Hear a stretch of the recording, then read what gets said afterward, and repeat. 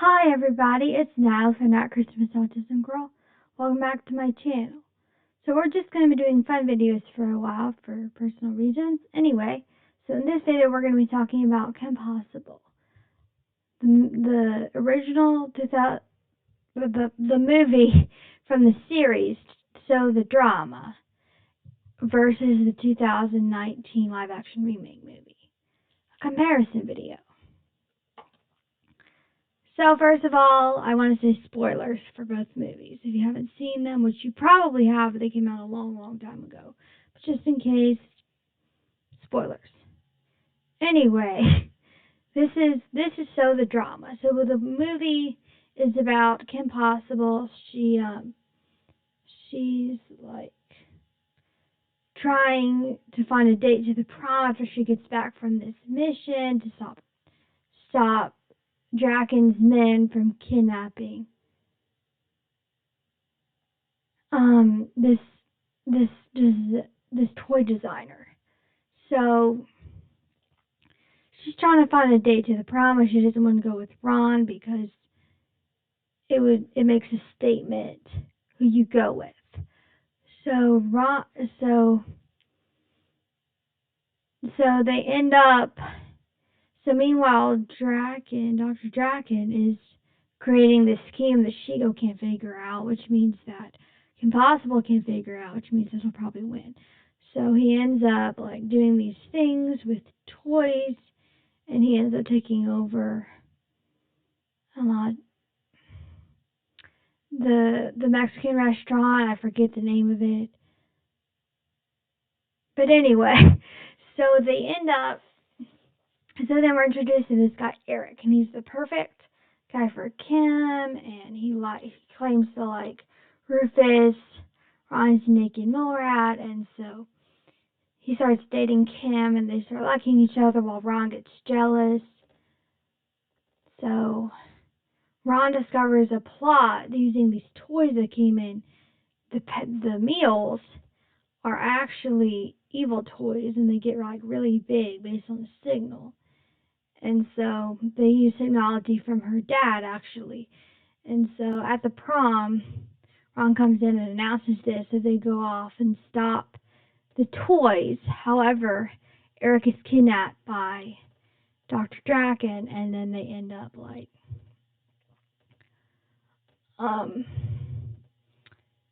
they end up, we discovered that Eric is actually a synthesoid used to distract Kim from Draken's scheme.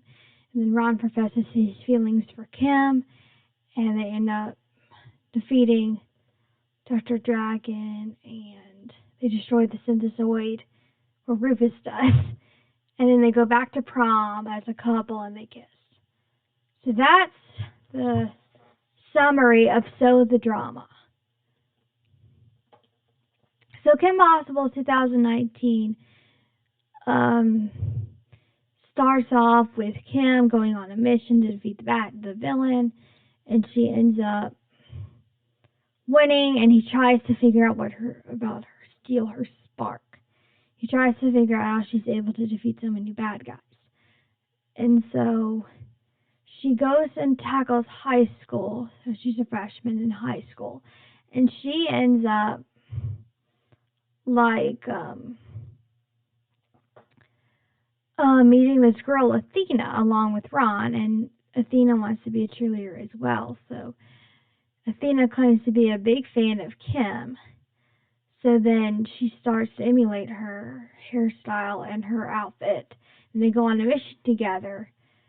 But Athena is revealed to be really good at Bojitsu fighting, and so she ends up beating up Shigo, and then she ends up stealing attention away from Kim, like doing everything she's good at but better.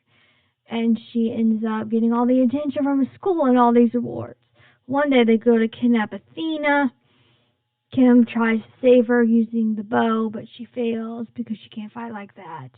And her grandmother tries to tell her that, fighting and stuff isn't who she is, but she can't figure out who she is. So she ends up going to save Athena, and turns out Athena was a synthesoid created by the bad guy to steal Kim Possible's spark. So he plans on transferring the spark to himself so he could beat her. Well, this fails because Kim takes it and the whole thing explodes, and he ends up being turned into a preteen. And so then um, they say Athena ends up saving everybody, and then they end up saving Athena and rebuild her without all the evil stuff. And they end up becoming all friends. And so, yeah, that's that movie. And so, yeah, that's that movie. Similarities between the two movies. So both involve a synthesoid created by the bad guy to do something to Kim Possible. And both involve Kim Possible in high school, and both involve similar characters, minus one. The synthesoid is a male to distract Kim Possible with a crush, whereas the other one is intended to steal her spark. But we'll get into the differences in a minute. Um, yeah, it has similar characters, and there's only one because So the Drama is actually supposed to be the finale of Kim Possible, but they ended up making a season 4, and then Kim Possible um from 2019 is the only one, probably because it got such terrible views. Now we're going to go into the differences between the two movies. Well, one is trash, the other is pretty decent. I'm not the biggest fan of the Kim Possible show as a whole, but I really love So the Drama. I just love the story between her and Ron, him, Ellis, and stuff. So, yeah, a big difference is that one is good, the other is not, but I just said that. A big difference between the two is, of course, is the girl versus boy synthesoid, and the fact that Kim is already in high school in the So the Drama, and she's trying to find a date to prom, whereas in the 2019 movie, she's like trying to figure out high school, and it's still like she's trying to figure out high school, and she's a freshman, and so that part's hard for her, and her trying to figure out who she is kind of cool. Whereas in Kim Possible, the series, and in the So the Drama, she kind of struggles with her insecurities about being normal, being fighting, not having dates, things like that. She ends up saving the world, but then she struggles in her social life somewhat. And she uses her maturity and skills to do so. Whereas in Kim Possible, it seems like she's not the best cheerleader at this point, which is kind of interesting. Because in the show, she was always really good. I mean, she blew them away in her cheerleading tryouts. So, anyway, that's a big difference. So, my analysis and conclusion is that the So the Drama movie is significantly better than the movie, the movie from 2019, and I do like the message of "you're more than what you do." That's not what you do is not necessarily who you are. We're all better more than what we do, which is kind of a cool message. But the movie as a whole isn't very good. Like, I didn't enjoy the fight sequences or the story in general. It's just I walked away from it feeling like I wasted my time. So, but I do like the message. And the drama, the message, I don't really know what the message is. So it doesn't really have a great message other than the one you thought that, oh, the message is probably the thing you thought you were looking for is in front of you the whole time. That's pretty good. But I feel like the message of the 2019 remake is better, and that's like the only thing I like better about it. Maybe the only thing I actually liked about it.